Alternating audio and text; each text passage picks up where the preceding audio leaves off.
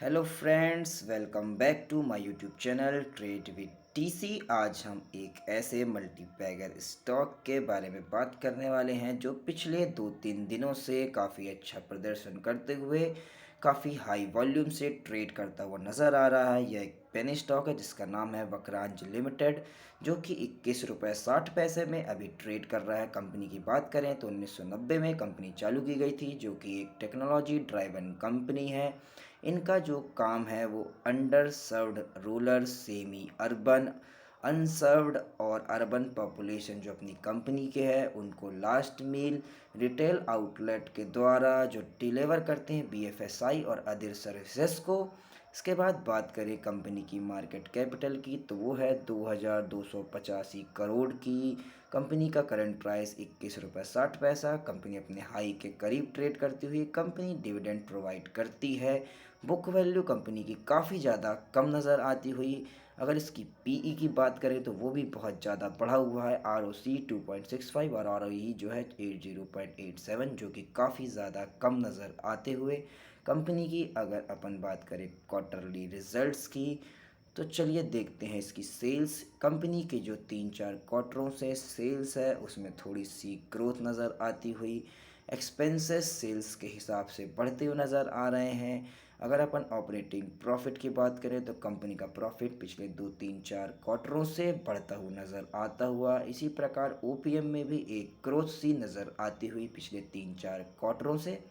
इसके बाद बात करें डेप्रिसिएशन, तो कंपनी का डेप्रिसिएशन जो है कंसिस्टेंसी इसमें बनी हुई है, ना जो बढ़ रहा है ना ये घट रहा है।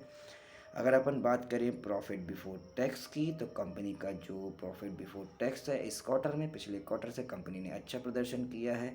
2-3 क्वार्टरों में कंपनी का प्रदर्शन ठीक ठाक दिखाई देता हुआ। नेट प्रॉफिट की बात करें तो पिछले 2-3 क्वार्टरों में नेट प्रॉफिट ग्रोथ की ओर बढ़ता हुआ दिखाई दे रहा है। इसके बाद बात करें प्रॉफिट और loss year on year basis पे, तो कंपनी का जो सेल्स है वो ईयर ऑन ईयर बेसिस में बढ़ता हुआ दिखाई देता हुआ। इसी प्रकार ऑपरेटिंग प्रॉफिट भी कंपनी का बढ़ता हुआ दिखाई दे रहा है। ओपीएम लगभग सेम चलता हुआ, न इसमें ग्रोथ है न डाउन है, एक रेजिस्टेंस दिखाता हुआ। इसके बाद अगर बात करें अपन प्रॉफिट बिफोर टैक्स की, तो कंपनी का जो ईयर ऑन ईयर में प्रॉफिट है पिछले साल से लगभग 3 गुना इस बार कंपनी ने प्रॉफिट जनरेट किया है, जो कि एक अच्छी बात नज़र आती हुई। नेट प्रॉफिट की बात करें तो पिछले बार से इस बार कंपनी का लगभग 6 गुना प्रॉफिट में इजाफा नज़र आया है, जो कि इसी कारण ये जो स्टॉक है काफ़ी ज़्यादा चर्चे में बना है। अच्छा ज़्यादा इसमें ग्रोथ देखने को मिल रही है। अगर बात करें इसके बैलेंस शीट की, तो कंपनी के पास जो रिजर्व्स हैं वो घटते हुए नज़र आ रहे हैं। बोरोइंग कंपनी की बढ़ती हुई नज़र आती हुई। कंपनी के जो लाइबिलिटीज़ हैं वो घटती हुई नज़र आती हुई।